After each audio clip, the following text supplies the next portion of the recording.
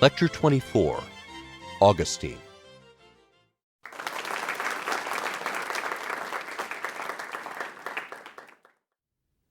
Welcome back to Lecture 24, this final lecture of Part 2. In this final lecture, we're going to look at the works of Augustine, one of the most important philosophers, theologians, and authors in the Western tradition. He is a fitting way to end this section of the course, since his work is permeated with classical influences and modes of thought, and yet he himself exercised no less far-reaching an influence on later Western culture from the Middle Ages onward. Aurelius Augustinus, or Augustine in English, was born in Tagaste in modern Algeria on November 13th, AD 354. He was the son of a pagan father, Patricius, and a Christian mother, Monica. The family was middle class but not wealthy. Now, Monica's religious belief, she was a Christian, meant that Augustine was exposed to Christian ideas from his earliest years, but he did not fully accept Christianity until his own conversion and baptism as an adult. Augustine was brought up in the style of a normal young Roman man from a moderately well-to-do family. He was educated in his native town of Tagaste and also in the larger cities of Madaris, the hometown of Apuleius, and Carthage, and was also allowed a good bit of freedom in his personal life, typical for a young Roman man of his time and his place.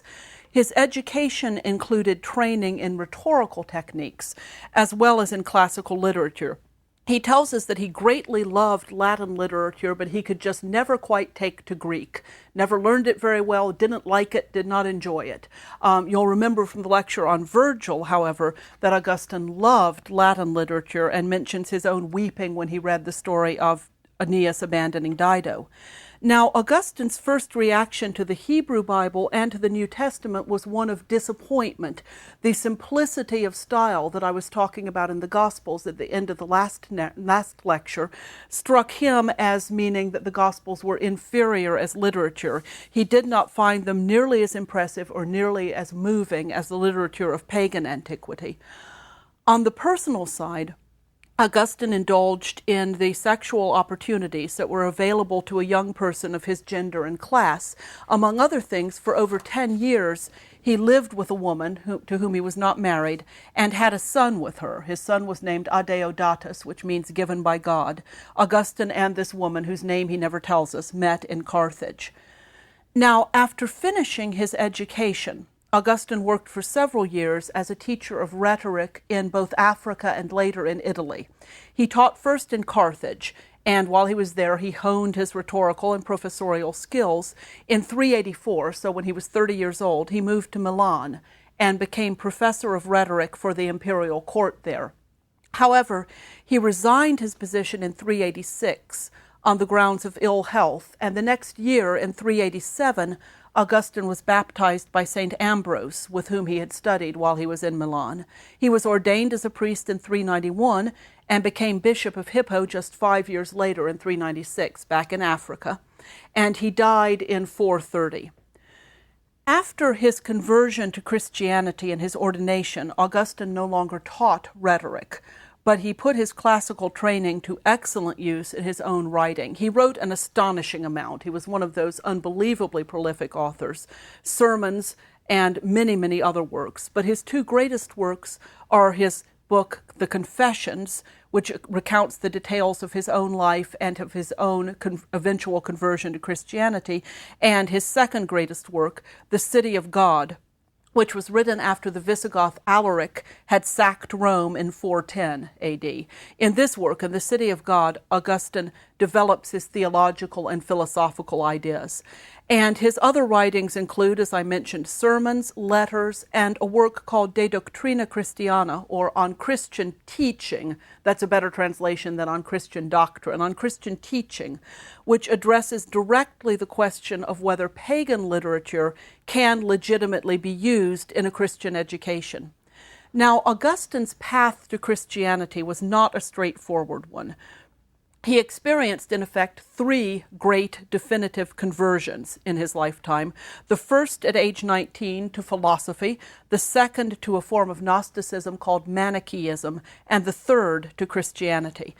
The first step in Augustine's spiritual development was his conversion to philosophy. At the age of 19, he read the Dialogue Hortensius by the great Roman author Cicero.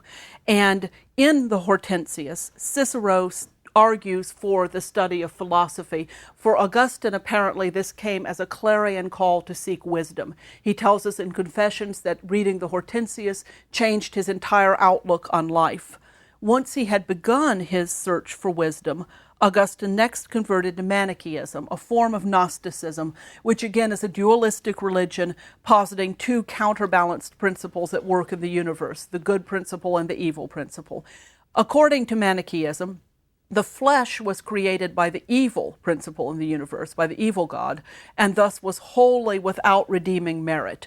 So it's a very strong kind of dualism. Augustine remained associated with Manichaeism for a decade, but finally, after he came to reject the dualistic worldview of Manichaeism, Augustine experienced his last conversion to a highly Platonized or Neoplatonized version of Christianity as it was taught by Ambrose.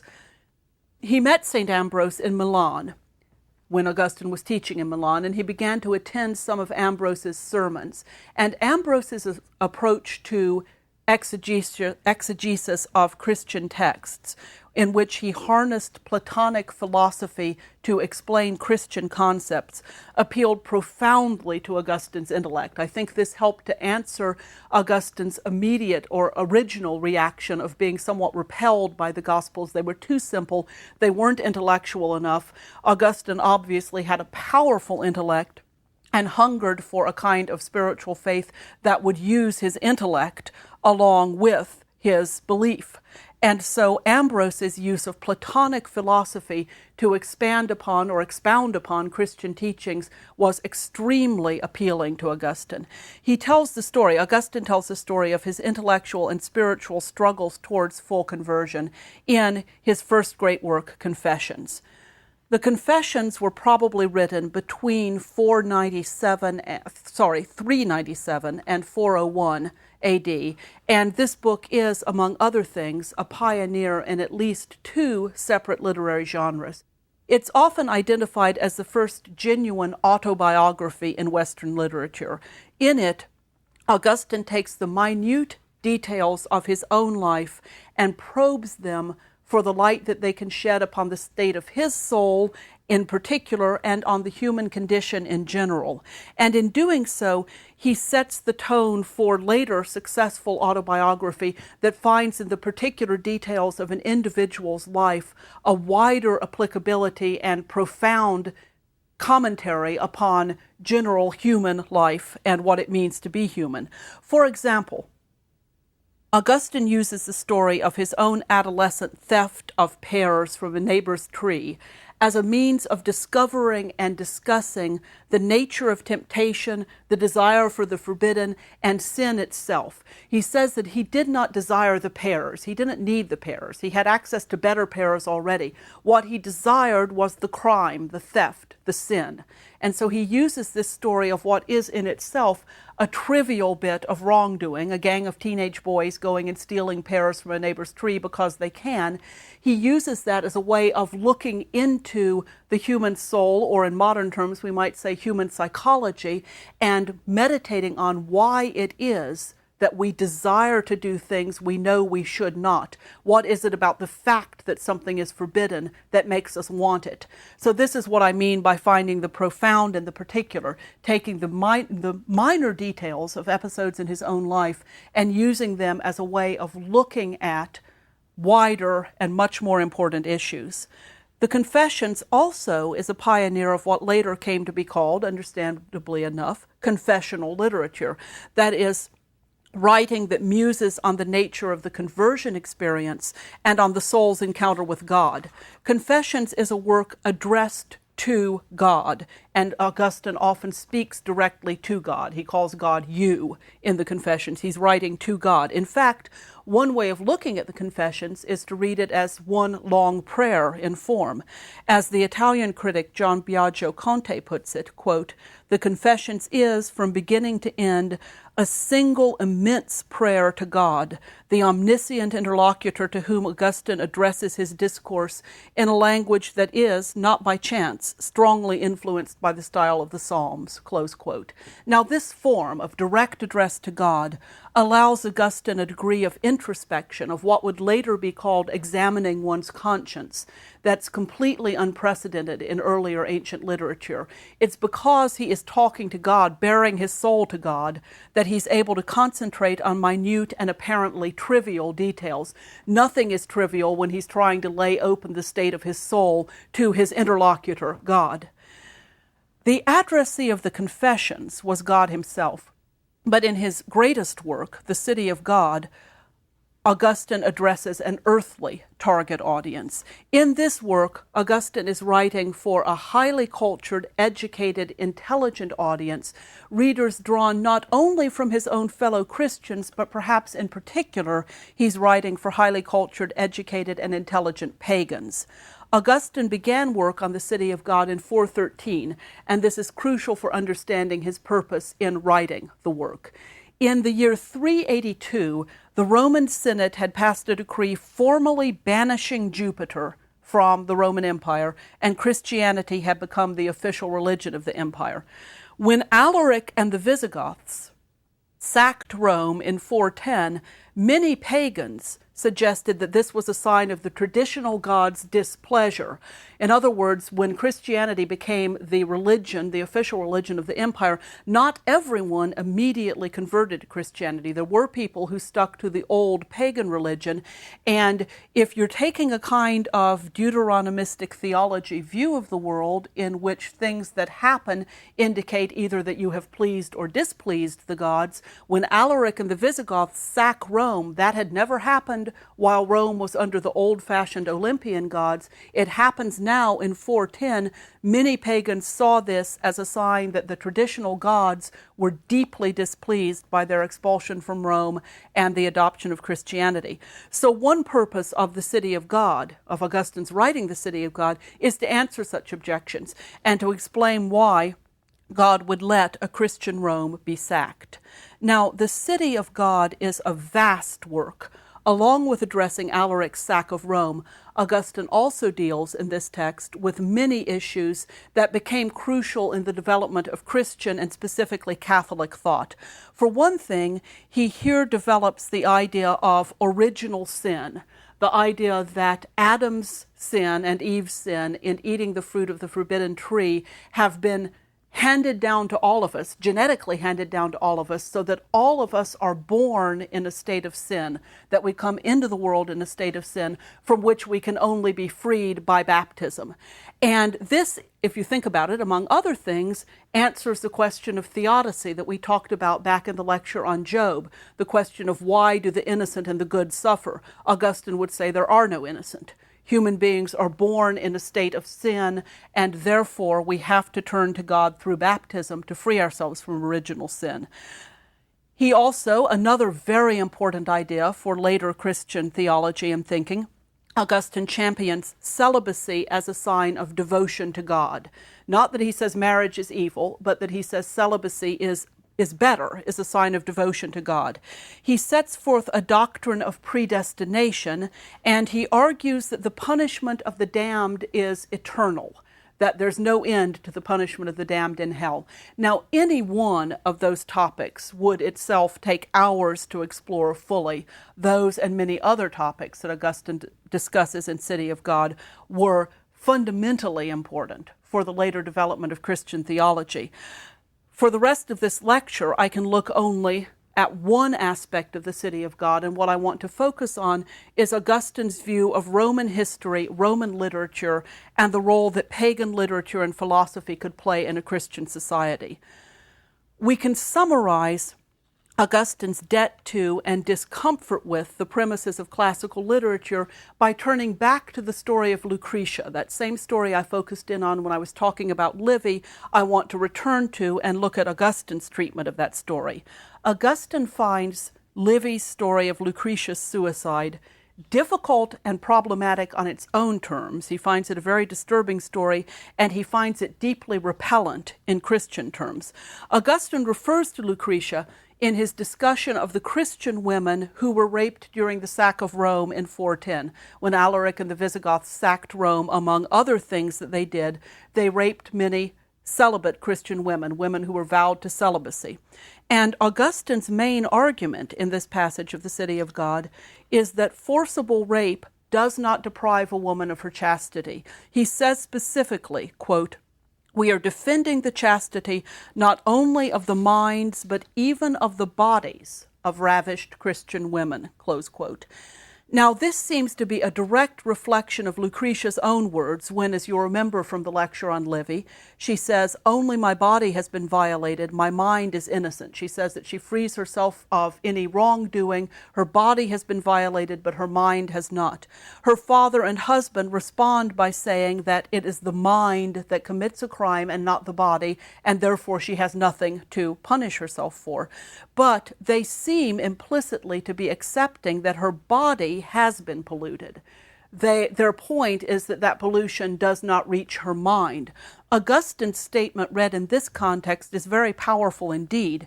He claims that not only the mind, but even the body of a raped Christian woman is still chaste.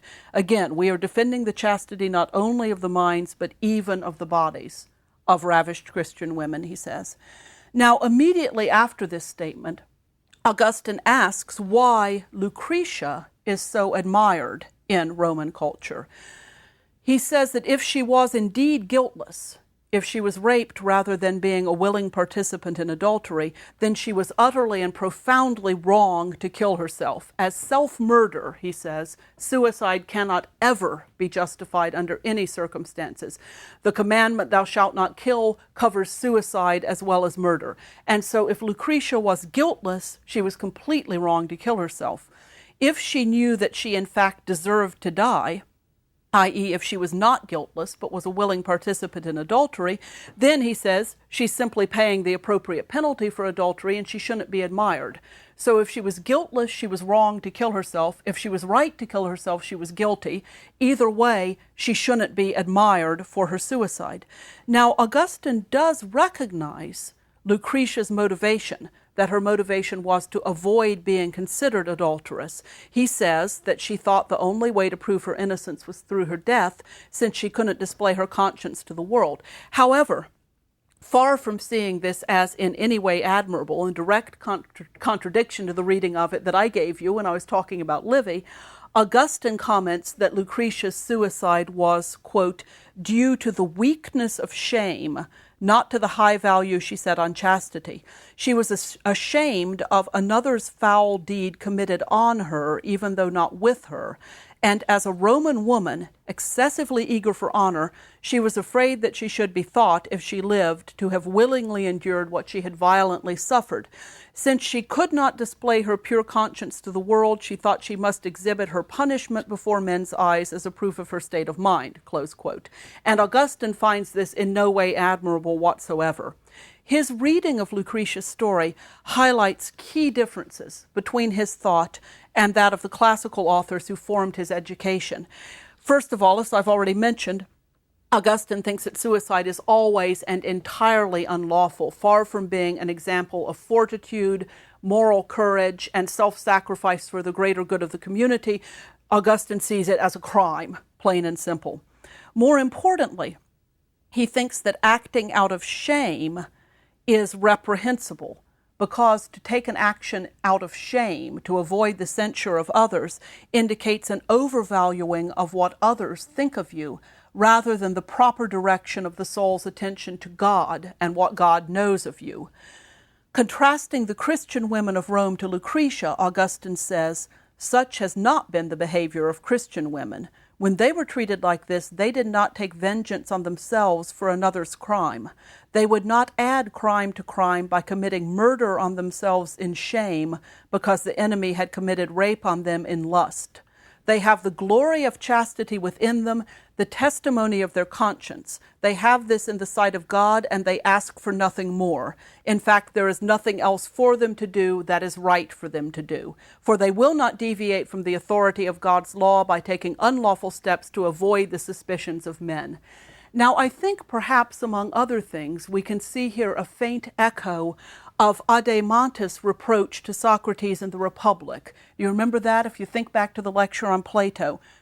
Adeimantus says that the traditional evaluation of justice and injustice, and I think more widely traditional morals in general, have not paid sufficient attention to the effects on the individual's mind of justice and injustice. And Adeimantus says those effects might be invisible to anyone else, men or gods. Where Adeimantus says that what's important about moral structures and such concepts as justice and injustice are their effect on the mind, but that effect might be invisible to anyone else. Augustine says that the effect on the mind, that what one's mind is quite definitely visible to God, and the only thing that matters is that God knows these raped virgins are still chaste. So Adeimantus takes it one step. The evaluation of justice and injustice, depending on what effects they have externally from others, is not sufficient. We need to talk about what effects they have on us internally. Augustine goes a step further and says what really matters doesn't matter if everyone else thinks you are guilty. What really matters is what you yourself know and the view that God has of your soul and your mind. Now, Augustine's attitude toward pagan literature and culture is obviously anything but simple. Throughout the city of God, Augustine makes a contrast between the heavenly city and the earthly one. By the way, city is too restricted a translation. It's the traditional translation, but the community of God might be, or the society of God might be a better way to render the title of this work. Augustine makes a contrast between the heavenly society, the heavenly community, and the earthly one. And pagan literature and pagan culture, without doubt, are part of the earthly city or the earthly community.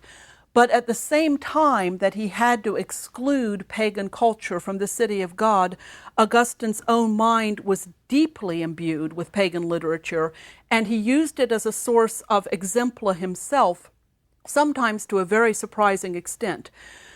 Pagan literature so shaped his thought that there are times when it seems to dictate the form of his own life story. Looking back for a moment to Confessions, Augustine's description of his own departure from Carthage to Italy. When he sails from Carthage to Italy, in Confessions Book 5, his description is clearly modeled directly on Aeneas's abandonment of Dido in the Aeneid. Augustine's mother, Monica, tries to keep him from going. She begs him to stay with her. She doesn't want him to leave the shores of North Africa and sail for Italy. He slips away from her in secret, leaving her behind to bewail his absence. The narrative parallels with Aeneas and Dido in the Aeneid are absolutely unmistakable.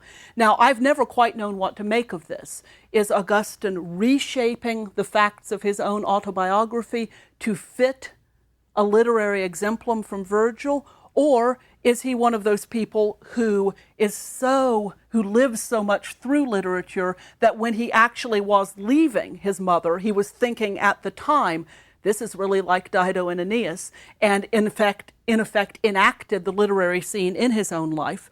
Either way, the Aeneid could be called an intertext with Confessions and with Augustine's other works. Obviously, Virgil runs through his mind and through his writings to an extraordinary extent. More importantly still, perhaps, Augustine drew heavily upon pagan philosophy in his development of his own theology. The first 5 books of the City of God are concerned with discussing Rome's history and demonstrating the impotence and irrelevance of the pagan gods. That's where he's answering the objection that the sack of Rome by Alaric and the Visigoths in 410 indicates the anger of the pagan gods for the conversion of the empire to Christianity. But in later books of the City of God, Augustine turns, among other things, to discussing Greek philosophy.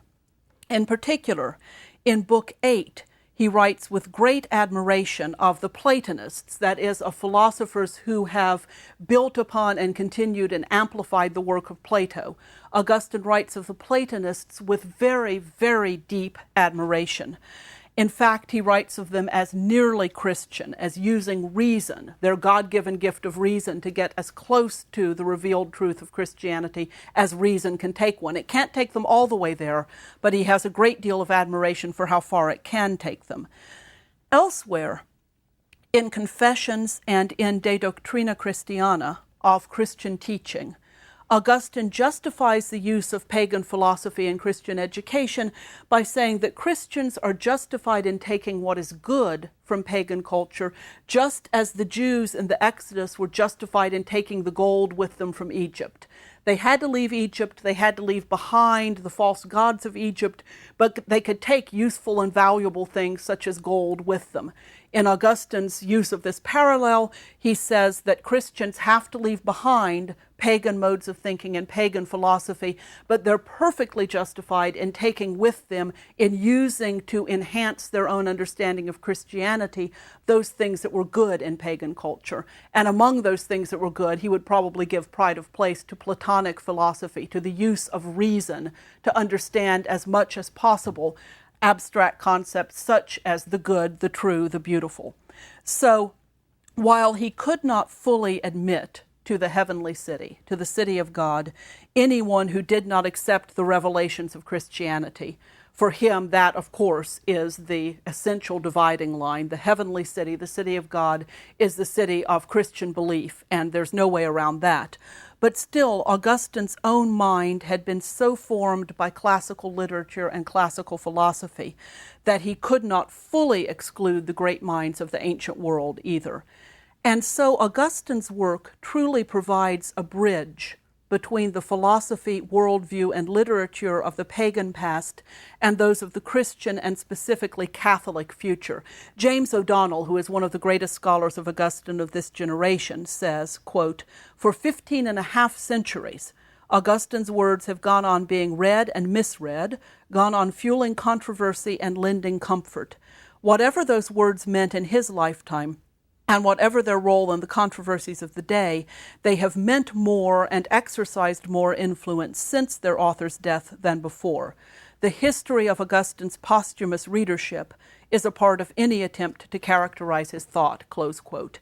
And I think O'Donnell is very right in that, because Augustine's influence on later theological thought and thus indirectly on Western literature was incalculable. His views on predestination, original sin, heaven, hell, eternal damnation, infant baptism, and so forth would map the way for later theologians for centuries to come.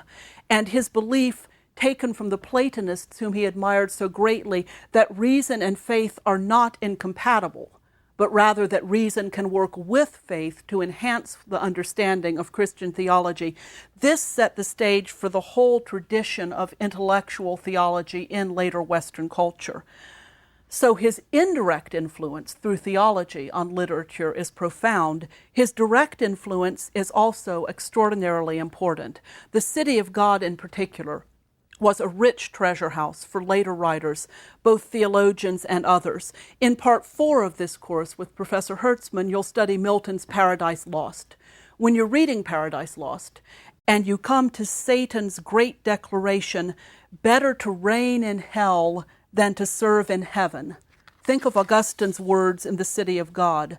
"With the proud disdain of a tyrant," and Augustine is speaking of Satan here, "with the proud disdain of a tyrant, he chose to rejoice over his subjects rather than to be a subject himself." Milton's Satan, Lucifer who falls from heaven through his own pride, his own sin being his unwillingness to serve even in heaven. Milton's Lucifer is a direct descendant, almost a verbal echo of St. Augustine's description of Satan in the City of God. That's only one such example. There are hundreds, if not thousands, of others where later authors draw directly on the City of God, directly on Augustine for images, for turns of phrase, for patterns of thought. So in this lecture, this final lecture of part 2, we've looked at the works of St. Augustine, the bridge between classical antiquity and the Middle Ages. This ends part 2 of the course, and this ends the segment of the course where I am your lecturer. At this point, I hand you over to the very capable leadership of Professor Noble for Part 3, Professor Hertzman for Part 4, Professor Heinzelman for Part 5, and Professor Heffernan for Parts 6 and 7. For me, working on these first two parts of this course, has been a challenge, an honor, and a joy. I hope that for you, it's been interesting, stimulating, and informative, and I wish you very well as you continue your exploration of great authors of the Western literary tradition.